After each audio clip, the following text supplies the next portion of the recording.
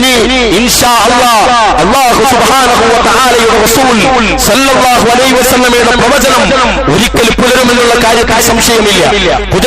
മുസ്ലിങ്ങളുടെ കയ്യിലെത്തുക തന്നെ ചെയ്യുന്നതെത്തണം. ഗാസയുടെ തെരുവുകളിൽ ഫലസ്തീനിലെ കുഞ്ഞുങ്ങൾ ആഹ്ലാദത്തോടെ നടന്നു വരുന്ന ഒരു കാലം വരും. ഒലീവ് കൈക്കനികൾ തിങ്ങി നിറഞ്ഞ സെയ്ത്തുമരത്തണലിൽ അവർ ഊഞ്ഞാലാടുന്ന ദിവസങ്ങൾ കടന്നു വരും. ഇൻഷാ അല്ലാഹ് അല്ലാഹു തൗഫീഖ് ചെയ്താൽ ഹൈബ്രോഡിലും നാബിൾസിലും അവർ നിർഭയത്വത്തോടുകൂടി സഞ്ചരിക്കുന്ന കാലം വരും.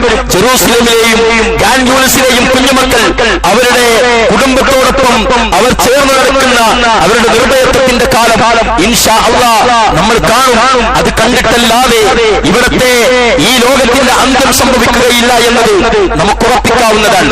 കല്ലുകളും മരങ്ങളും വരെ അല്ലാഹുവിന്റെ ശത്രുക്കളെ വിളിച്ചു പറയുന്ന ഒരു കാലം കടന്നു വിട്ടിട്ടല്ലാതെ ഇതിനൊരന്ത്യമുണ്ടാകില്ല എന്ന് നമുക്ക് വിശ്വസിക്കാൻ സാധിക്കാൻ പ്രിയപ്പെട്ടവരെ. അന്ന് നമ്രൂദിന്റെ കൊട്ടാരത്തെ ഉറപ്പിച്ച അല്ലാഹു ഇന്നത്തെ ഈ കാലഘട്ടത്തിൽ നമ്രൂദിന്റെ കൊട്ടാരത്തെ ഉറപ്പിക്കും. ഫിർഔനെ അടിച്ചമർത്തിയ പടച്ചതമ്പുരാൻ ഇന്നത്തെ ഫിർഔനെ അടിച്ചമർത്തുക തന്നെ ചെയ്യും. ഒരു സംശയവുമില്ല. പാവപ്പെട്ട പുഞ്ചോമനകളുടെ ദീനരോധനങ്ങളിൽ ഒത്തുവീണ കണ്ണുനീർത്തുള്ളികളിൽ ഇവരെ മുട്ടിക്കൊല്ലും റഹ്മാനായ റബ്ബ്. ഇൻഷാ അല്ലാഹ് അല്ലാഹു തൗഫീഖ് ചെയ്താൽ അത് നടപ്പിലാകുക തന്നെ ചെയ്യും.